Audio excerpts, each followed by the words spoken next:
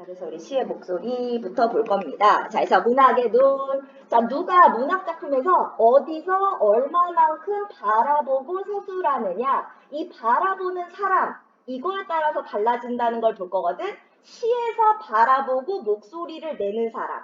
이 사람이 달라지면 분위기와 주제가 달라진다. 또 소설 속에서도 이야기를 들려주고 바라보는 사람이 드러나거든. 바로 이 말하는 이가 달라지면 역시 분위기와 주제가 달라진다라는 것을 확인하는 단원이다라고 보시면 되겠어요. 우리 문학에는 시, 소설뿐만 아니라 수필도 들어가지만 수필은 글쓴 이가 자기 목소리로 자기 얘기를 하는 거기 때문에 수필은 빼고 시와 소설만 보게 됩니다. 왜? 시와 소설은 작가가 말하는 게 아니니까. 자, 그러면 일단 첫 번째. 시에 말하는 이부터 볼까? 자, 시에 말하는 이라고 하면 일단 작가를 대신하는 목소리야. 대신. 자, 작가를 대신해서 시 속 상황을 전달하는 역할을 합니다.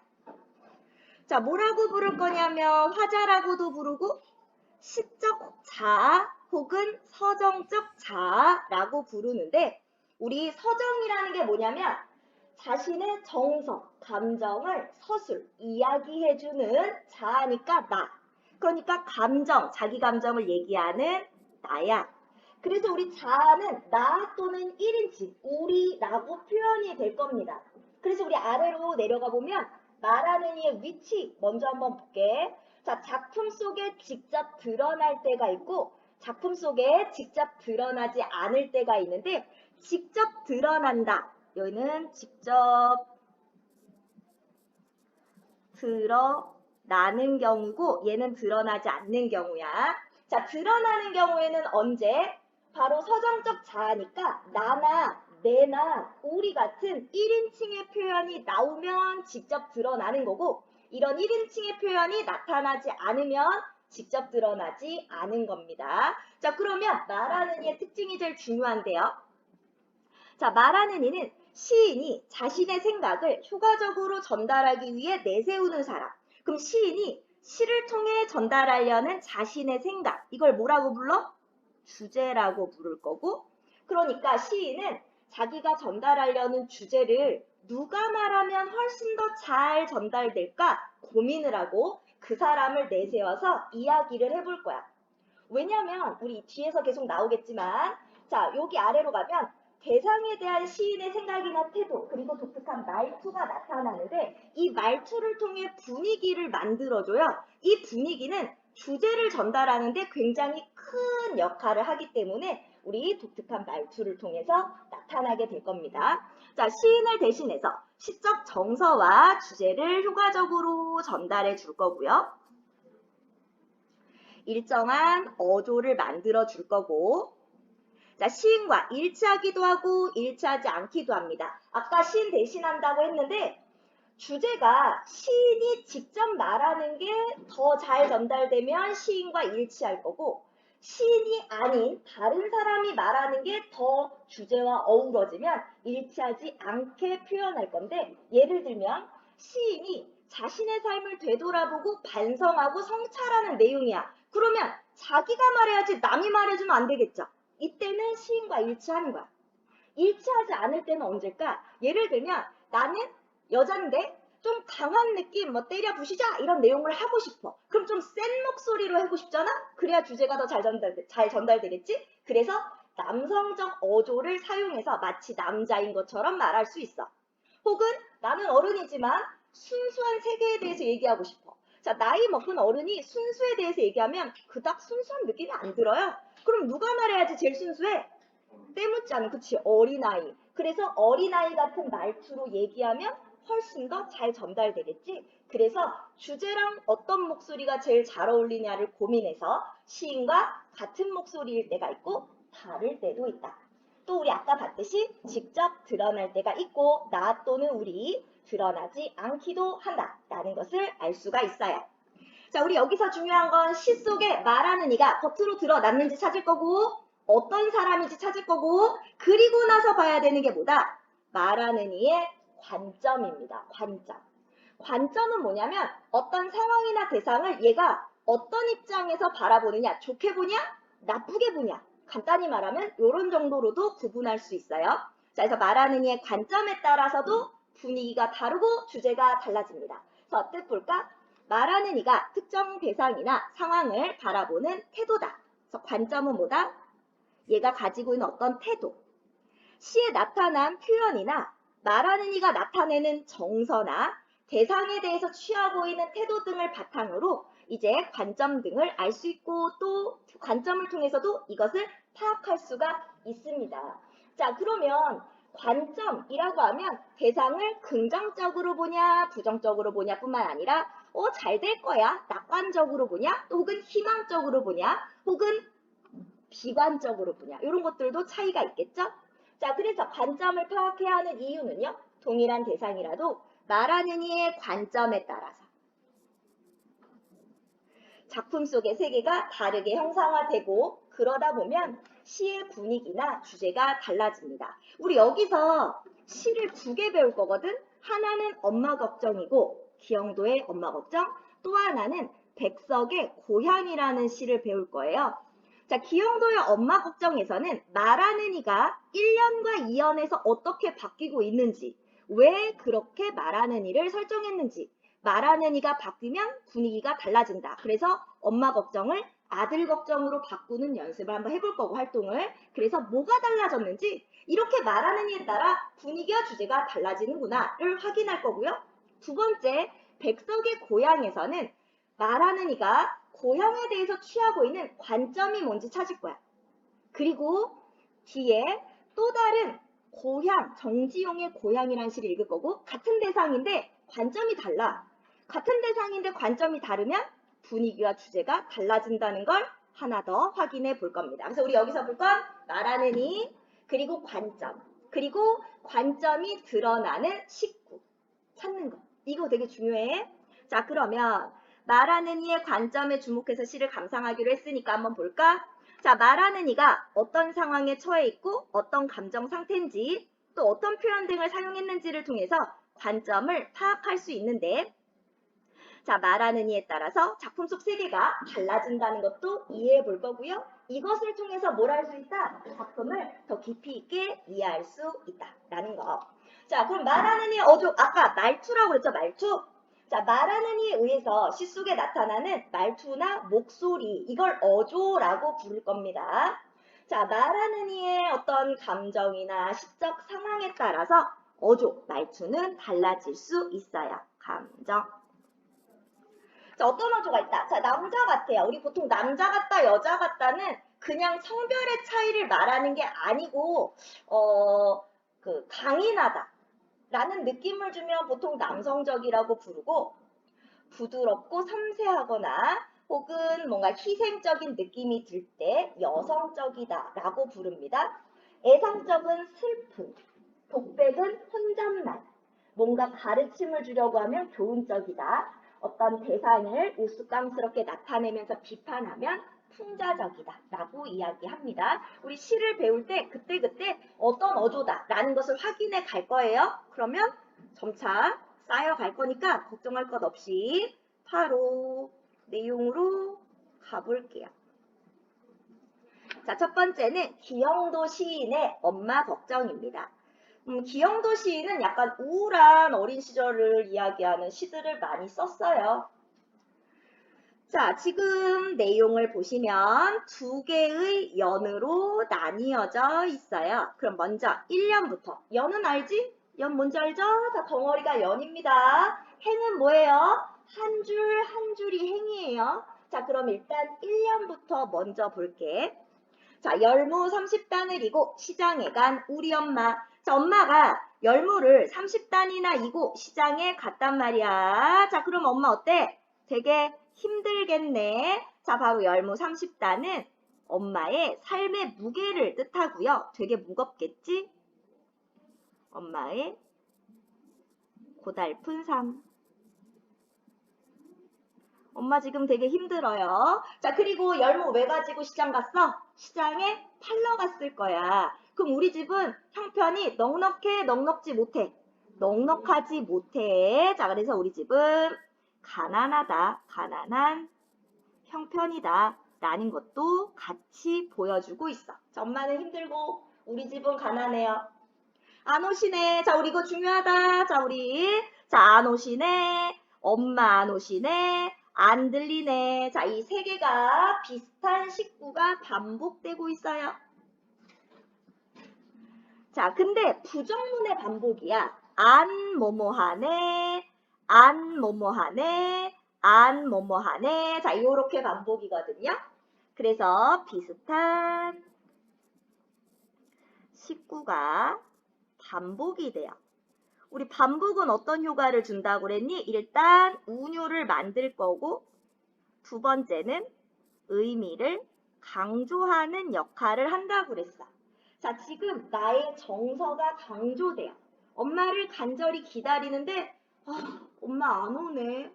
자, 그럼 나 어때? 굉장히 쓸쓸하고 뭐 좌절감이나 안타까움, 약간 이런 감정들이 같이 느껴져야 돼요. 그래서 약간 어둡고 무거운 듯한 분위기를 같이 연출해 줍니다. 안 뭐뭐하네 부정문이 반복되면서 부정적인 느낌, 내가 간절히 기다리고 있지만 엄마가 오지 않아서 마음이 어때? 굉장히 외롭고 쓸쓸하다라는 것을 강조해주는 역할들을 하게 된다.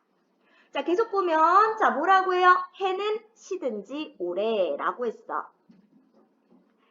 해는 시든지 오래. 자, 우리 해는 생명이 있다, 없다? 없다. 무생물인데, 시들었어. 시든 건 누가 시들 수 있어? 열무와 같은 식물들이 시들 수 있고, 식물은 일종의 생물이죠. 그래서 얘는 뭐다? 무생물을 생물처럼 바꿔서 표현한 화류법을 사용하고 있다. 자, 무생물을 생물처럼 바꿔서 표현한 화류법을 사용하고 있고요. 해가 열무처럼 시들었어요. 자, 그럼 여기서 알려주는 것 첫 번째는 바로 시간이 많이 흘렀다. 시간의 경과. 엄마가 시장 간지 오래됐어. 그래서 해도 시들. 그럼 해도 저물어 갑니다. 자, 엄마가 가져간 열무도 시들시들해지겠지? 열무를 팔러 간 엄마도 시들시들 힘들 거고 그런 엄마를 기다리는 나도 시들시들 힘들 거야. 자, 엄마를 기다리느라 지친 나의 모습을 연상케 하고요. 또 두 번째, 또 어둡고 무거운 분위기를 만들어 줄 거야. 어둡고 무거운 분위기를 조성합니다. 자, 지친 엄마와 지친 나의 모습도 같이 연상이 돼야 돼요. 자, 나는 찬밥처럼 방에 담겨. 이거 중요한 거 나왔네. 자, 우리 찬밥처럼. 이거 중요하죠? 자, 뭐뭐처럼 무슨 법? 아니지. 직유법. 뭐뭐처럼 하면 직유법.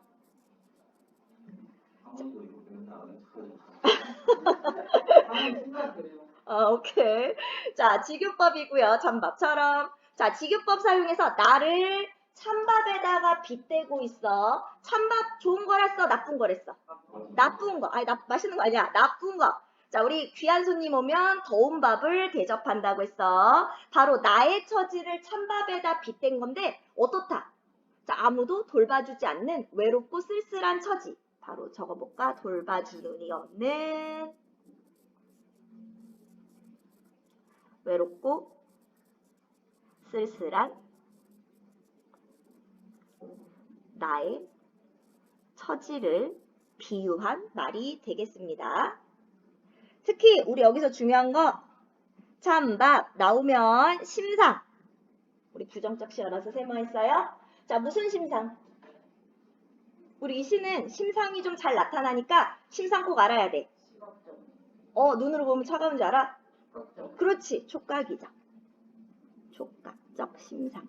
자, 만져보면 차가운 걸 알 수 있어요. 아무리 천천히 숙제를 해도 자, 엄마 오기를 간절히 기다리면서 숙제를 천천히 하고 있는 화자. 그러면 나이가 어리다 라는 걸 알 수 있죠. 어린 나는 엄마를 기다리며 빈방에서 숙제를 하고 있다. 자, 엄마 안 오시네. 아무리 기다려도 안 와. 배춧잎 같은 발소리 타박타박 했습니다. 자, 그럼 여기도 심상을 좀 봐주셔야 되겠는데요. 일단 뭐뭐 같은 했으니까 지규법이고, 자, 우리 심상을 한번 보시면 배춧잎 같은 발소리. 자, 그럼 어떤 발소리일까? 바로 엄마 열무 이고 갔는데 해가 시들었으니까 열무도 시들었을 거고 엄마의 배춧잎 같은 발소리도 배춧잎처럼 시들시들해졌겠지? 바로 지친 엄마의 발소리를 의미하고 있고요. 여기다가 그러면 여기 이렇게 하자. 지친 엄마의 발소리라는 걸 알 수 있고 우리 심상을 한번 정리해보면 배춧잎 같은 발소리다. 우리 발소리니까 뭐예요? 귀로 듣는 청각. 근데 타박타박은 의태어라고 되어 있어요. 그래서 지친 엄마의 발소리가 마치 눈에 보이는 것처럼 시들시들하게 오는 것처럼 자 그래서 여기는 공감각적 심상으로 볼 수 있어요. 발소리는 청각. 근데 마치 눈에 보이는 것처럼 바꿔줍니다. 그래서 공감각적 심상.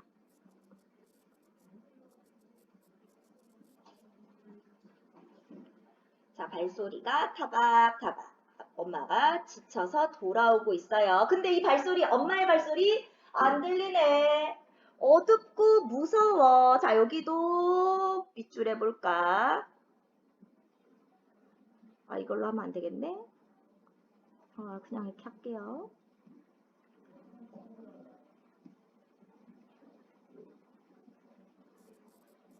자, 여기서는 화자의 정서가 직접 드러나고 있습니다. 화자는 어떻다 지금? 무섭다. 아이고 무서워. 자, 시간은 점점 어두워지고 어린 나는 무서워져요. 금간 창 틈으로 자, 창에 금이 갔어. 무슨 심상? 창에 금이 갔어. 무슨 심상? 그렇지. 시각. 자, 그럼 왜 창에 금이 갔는데 이거 못 고쳤을까? 가난하다라는 걸 보여줄 거고 고요히 빗소리. 자, 빗소리 무슨 심상? 청각. 그렇지. 청각적 심상.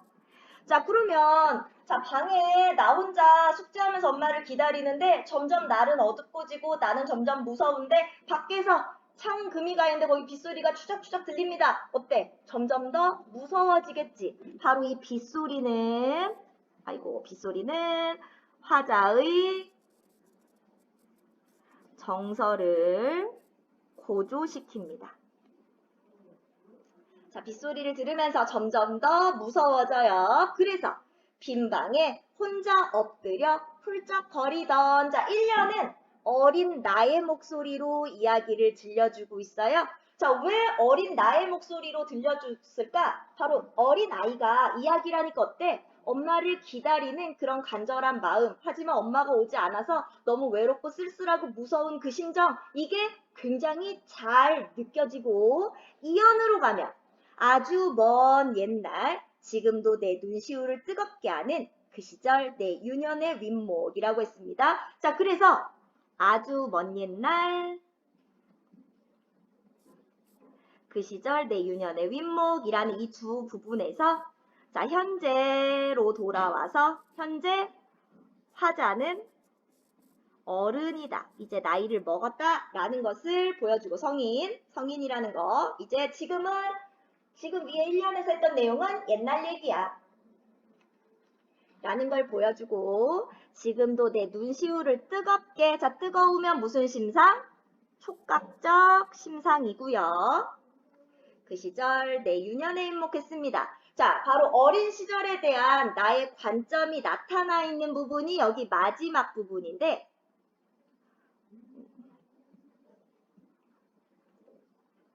자, 마지막 부분에 지금도 내 눈시울을 뜨겁게 하는 그 시절 내 유년의 윗목 이 부분이 어린 시절에 대한 관점이 나타나고 있어요. 나 지금 생각해도 그때만 생각하면 어때? 눈물이 나. 너무 그때 서글펐다.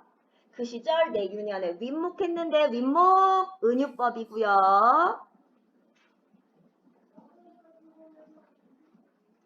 은유법. 자, 윗목은 차가운 곳이라고 했어. 자, 차가운 곳이기 때문에 이 윗목도 사람들이 좋아하지 않아요. 겨울엔 아랫목에 모여 앉습니다. 자, 은유를 사용해서 위에 나왔던 찬밥과 같은 의미. 그러니까 나 어린 시절에 정말 외롭고 쓸쓸했지 라고 회상하고 있는 거고, 역시 찬밥이니까 촉각적 심상이 되겠죠? 촉각. 자, 그리고 우리 이 부분에서 화자의 어린 시절에 대한 관점이 나타납니다. 관점. 자, 어린 시절을 뭘로 본다? 어린 시절을 외롭고 서글픈 시기로 보고 있다 라는 것을 알려줘요. 아, 그때 참 외롭고 서글펐지. 아, 그때 나 참 안 됐었지 하는 것을 보여주고요.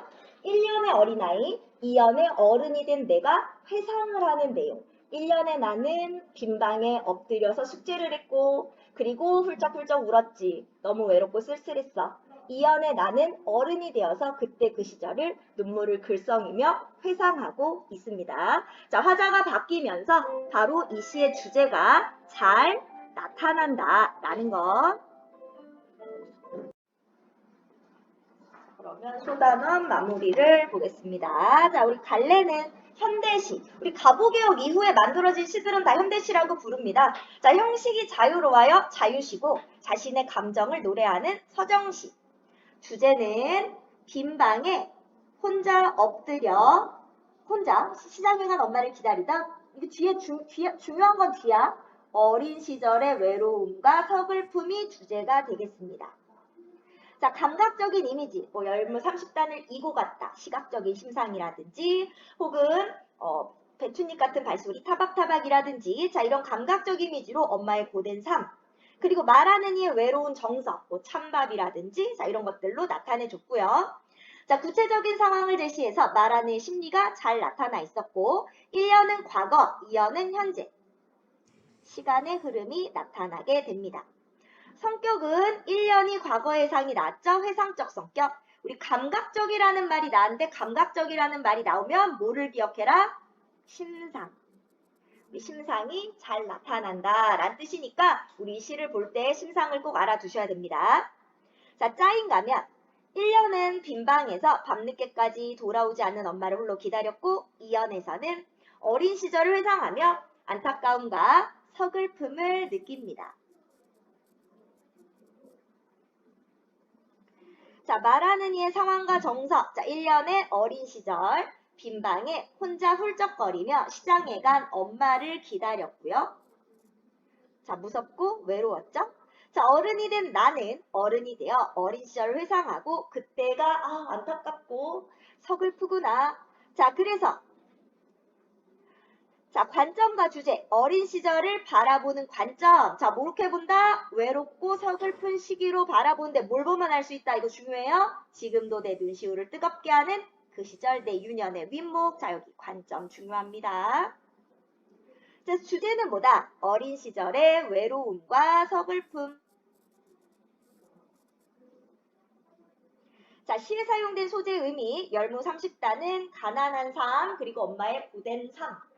자, 그리고 찬밥은 돌봐주지 않는 외롭고 쓸쓸한 처지, 배춧잎은 지쳐서 힘이 없는 엄마 발소리를 말했고, 자, 빗소리는 화자의 정서를 고조시킨다고 했고요. 자, 외롭고 쓸쓸한 어린 시절의 화자를 뭐에다가 빗대었죠? 바로 윗목이요. 자, 그래서 쓸쓸하고 서글픈 분위기를 형성해 줬습니다. 자, 그럼 우리 학습 활동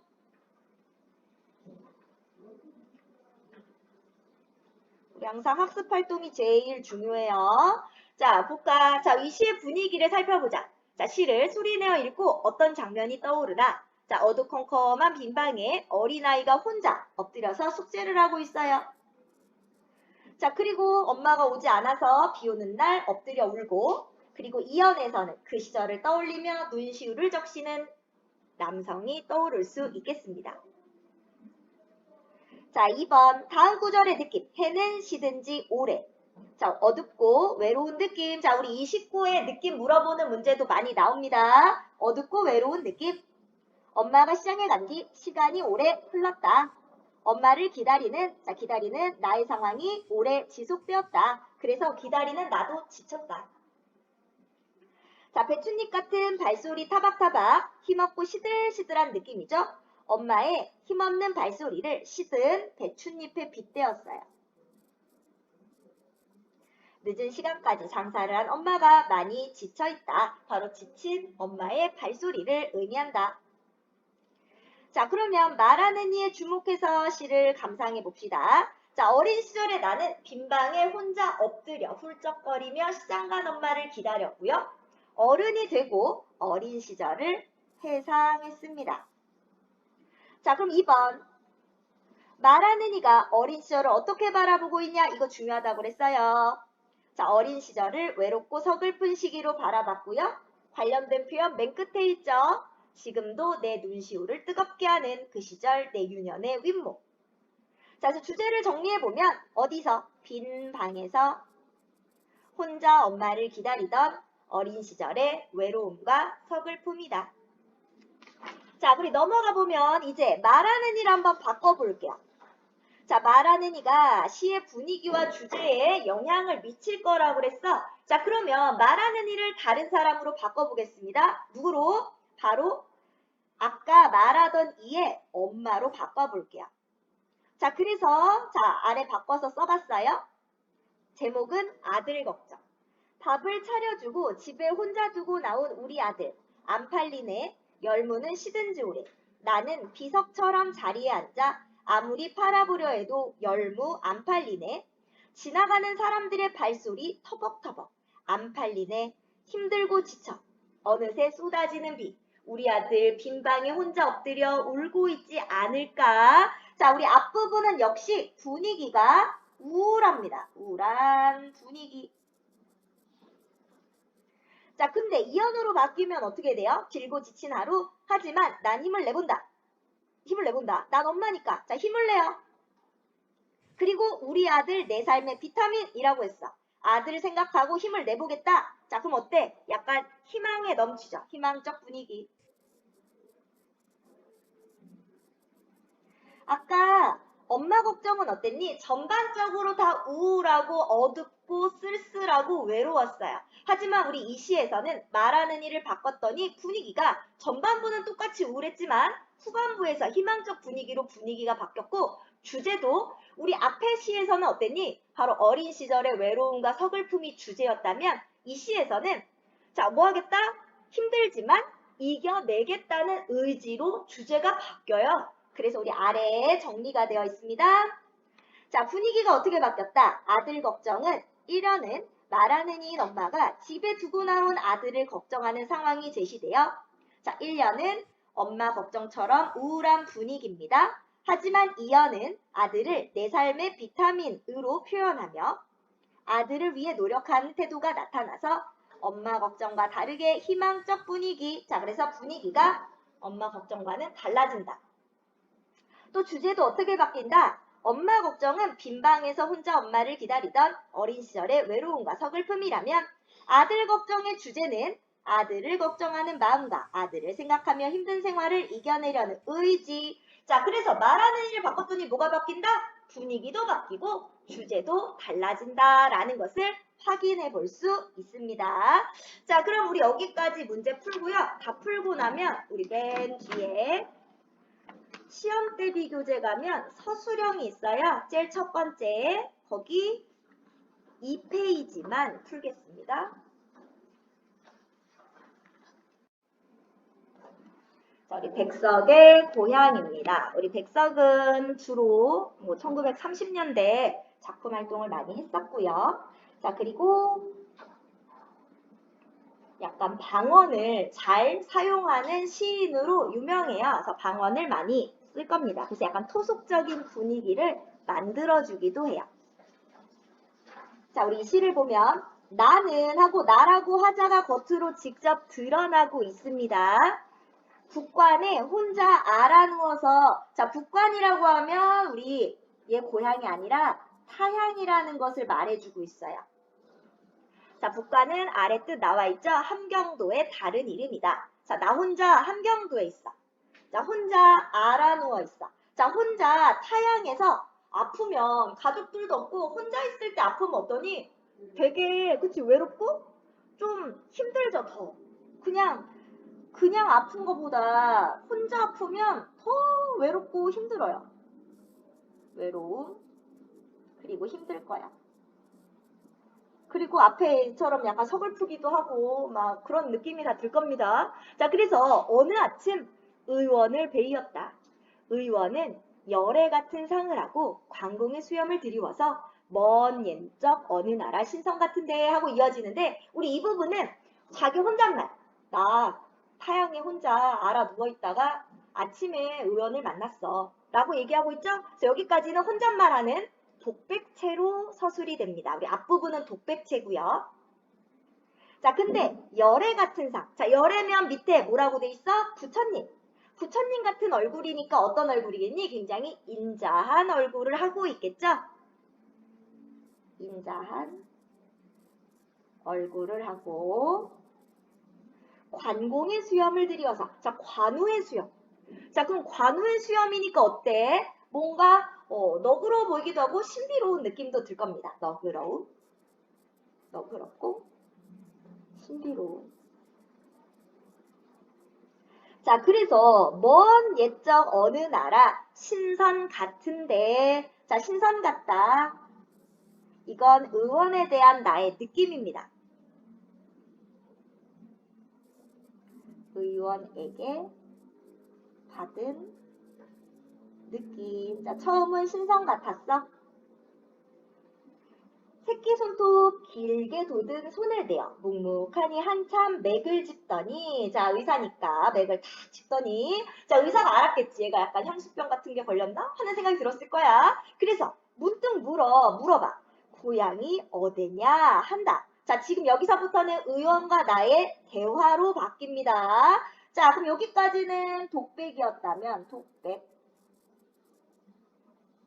자, 여기부터는 이제 대화로 바뀌어요. 자, 어떤 대화가 나눌 거냐? 자, 문득 물어. 고향이 어디냐? 여기는 의원이 물어보는 거. 자, 내가 대답해요. 평안도 정주라는 곳이라 라고 하니까 내가 대답했지? 그러면 아무개씨 고향이네 라고 대답해요. 그러면 내가 다시 물어봐. 아무개씨 압니까? 라고 내가 물어보니까 의원은 빙긋이 웃음을 띠고 막역지간이라며 수염을 싹 쓴단 말이야. 자, 그러면 바로 아무개씨를 통해서 나와 의원이 연결되고 있죠. 원래는 그냥 난 모르는 그냥 인자하게 생겼네. 좀 신비로운데? 신성 같은데? 라고 나 혼자 생각했는데 얘기를 하다 보니까 공통 분모가 있어. 자, 누가 있어? 아무개씨를 통해서 겹친단 말이야. 근데 특히 아무개씨 아세요? 하니까 무슨 사이래? 막역지간. 막역지간 무슨 뜻? 거스름이 없는 사이. 아주 절친한 사이. 아주 친한 베프야. 라고 대답하면 수염을 싹 쓴단 말이야. 근데 나한테 아무개씨는 어떤 존재냐? 나는 아버지로 섬기는 이란 말이야. 라한즉 의원은 또다시 넌지시 웃고 자, 어때? 약간 친근감. 말없이 팔을 잡아 맥을 보는데 자, 어땠어? 자, 손길은 따스하고 부드러워. 자, 이 따스하고 부드러운 게 바로 뭐예요? 자, 촉각적 심상이죠?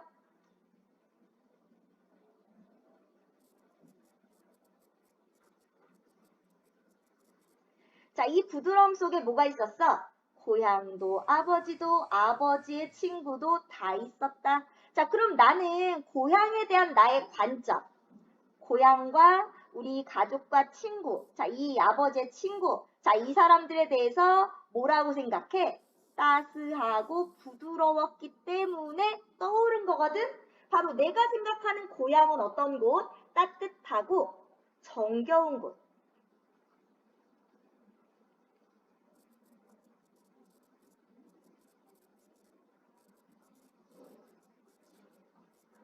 자, 바로 고향에 대한 나의 관점이 나타나고 있고 바로 그 손길에서 따뜻하고 부드럽고 친절한 그 느낌, 그 친근감 속에서 뭐를 느꼈다? 고향과 가족이 그리워집니다. 자, 그래서 우리 정서는 그리움. 트님, 자, 어려워요, 안 어려워요? 쉽지? 우리 이 시는 굉장히 쉽죠?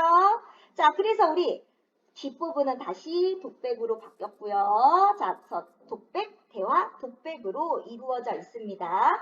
바로 혼자 외롭고 쓸쓸했는데 아무개 씨를 통해서 의원과 내가 연결이 돼요. 그럼 아무개 씨는 뭐니? 의원과 나를 이어주는 매개체이자 의원을 통해 고향을 떠오르게 하는 역할을 하게 되는 존재. 이게 누구다? 아무개 씨다. 자, 나는 고향을 어떻게 바라보고 있다? 따뜻하고 정겨운 곳으로 바라보고 있다. 바로 고향에 대한 나의 관점도 알 수가 있었습니다. 자, 그럼 소단원 마무리 볼게요. 자, 갈래는 똑같이 현대시, 자유시, 서정시입니다. 자, 주제는 고향과 가족에 대한 그리움. 주된 정서는 그리움이에요. 자, 성격이 감각적인데 우리 지금 감각남은 신상이라고 그랬죠?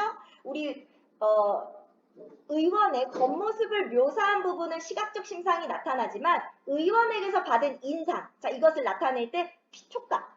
맥을 잡았는데 어땠어? 따뜻하고 부드러워 라고 했지? 감각적 여기 그 부분 촉각에서 나타나게 됩니다. 자, 특징 보면 말하는 이가 낯선 타향에 홀로 알아누웠다가 한 의원을 만나면서 고향의 따뜻한 정을 느끼는 상황이고요. 자, 말하는 이의 독백과 인물 간의 대화 형식을 통해서 시적 상황과 정서가 잘 나타나고 있습니다. 말하는 이는 진맥하는 의원의 손길, 바로 촉각적 신상을 사용해서 자, 고향에서 가족과 함께 있는 듯한 따뜻함과 친근함을 느껴요. 그래서 고향은 따뜻하고 친근하고 자, 그리운 곳이 됩니다. 자, 우리 이 시의 짜임 보시면 자, 내가 북관에서 병이 들어서 의원을 만났고 자, 신성 같아 보이는 의원이 고향을 물어봤고 자, 의원은 아무개 씨와 막역지간이라고 해.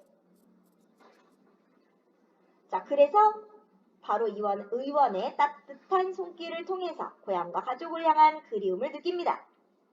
자, 시에 나타난 인물 간의 관계. 자, 나와 의원을 이어주는 매개체 바로 아무개 씨죠.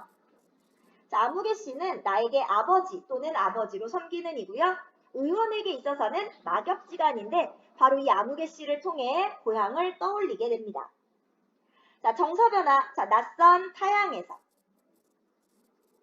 혼자 알아누워서 외롭고 힘들었어요. 그러다가 의원이 아버지 또는 아버지처럼 섬기는 사람과 절친한 친구라는 걸 알게 되고 반가웠고 의원이 말없이 웃으며 진맥하는 그 손길이 따뜻하고 친근하게 느껴졌습니다. 자, 중요한 건 이거. 말하는 이의 관점과 시의 주제. 고향을 정겹고 따스한 곳으로 바라보고 있어요. 자, 정겹고 친근한 곳. 자, 고향이나 가족을 따스함과 그리움을 느끼게 하는 대상으로 바라봅니다. 자, 구절은 어디? 손길은 따스하고 부드러워 고향도 아버지도 아버지의 친구도 다 있었다. 역시 마지막 부분에서 등장하죠. 자, 주제는 고향과 가족을 향한 그리움. 자, 그럼 오른쪽 넘어갑니다. 자, 오른쪽.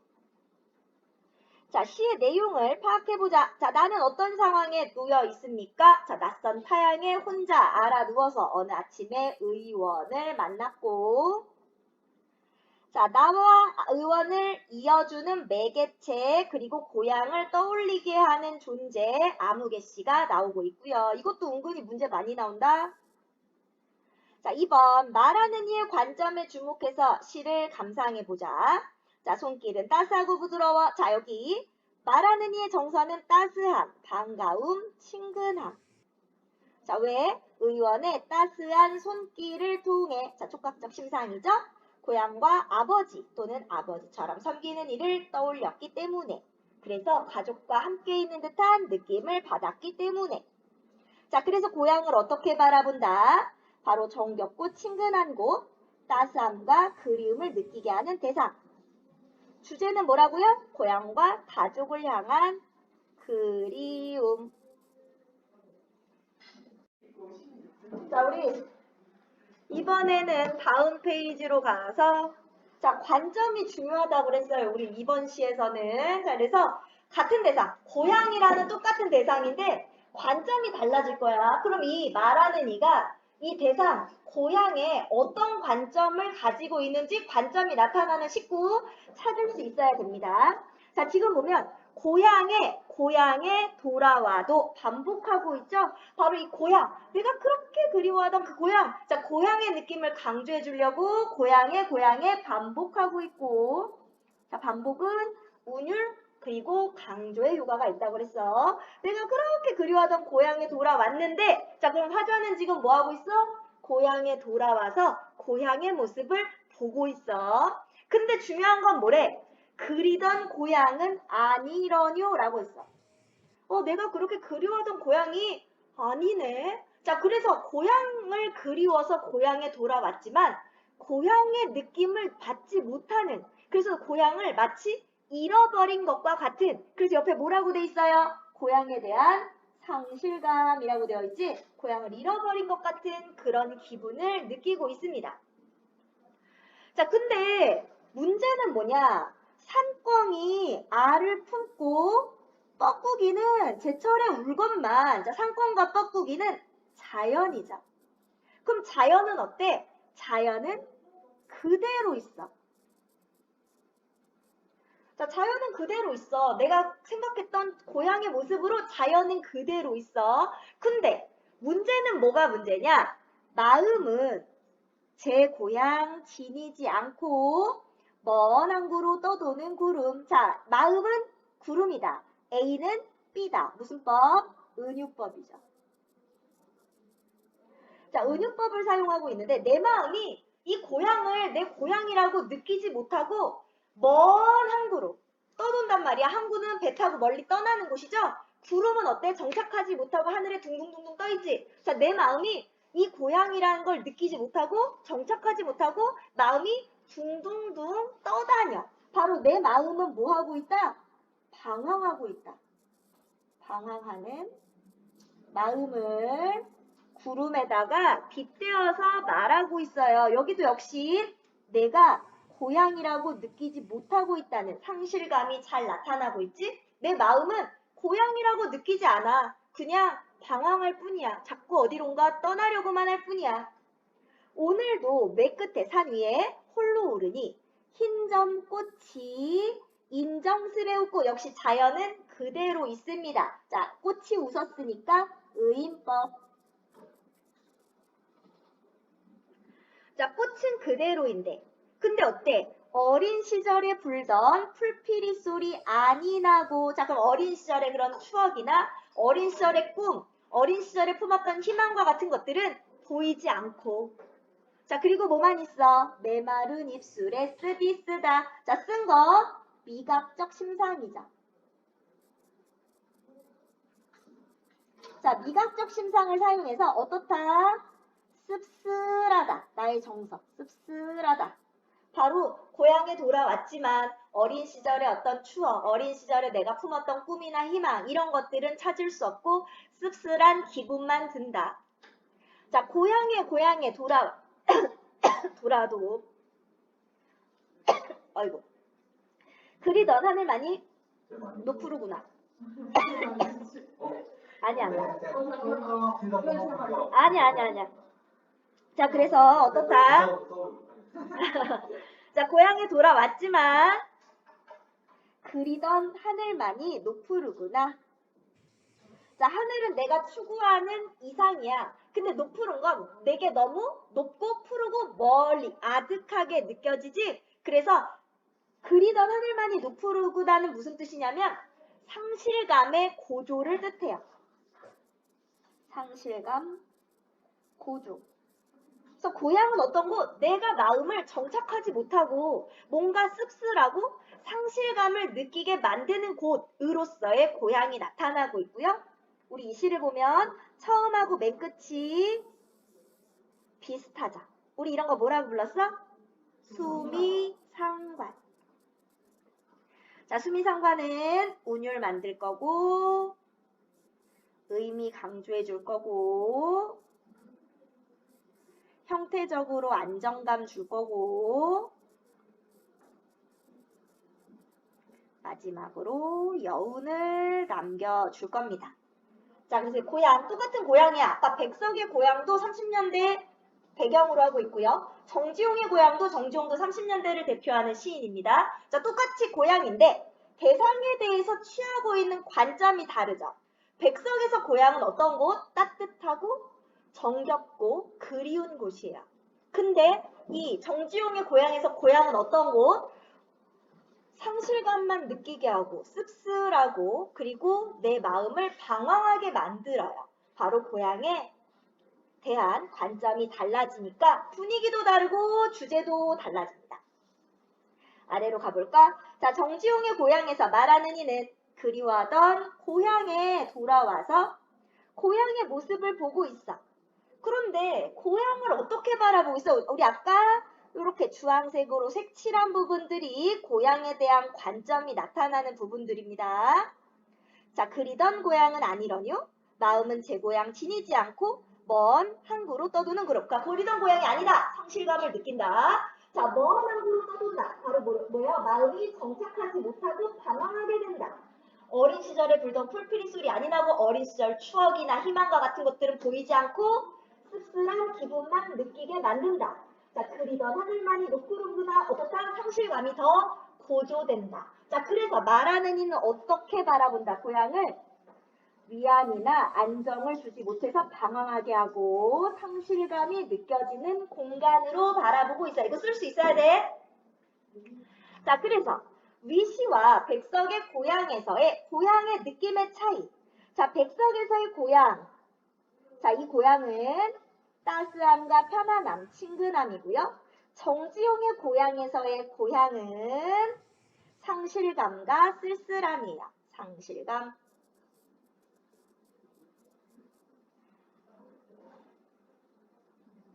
자, 그러면 마무리. 자, 생각 모으기 가봅시다. OX 해볼게요. 시인은 말하는 이를 통해 시의 상황을 효과적으로 전달해 줍니다. 맞죠?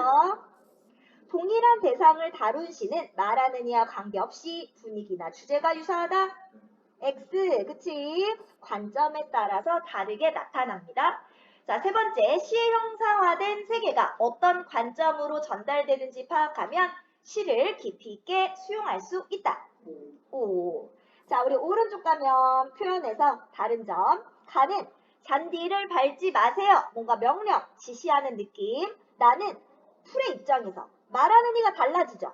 말하는 이가 관리인에서 풀로 바뀝니다.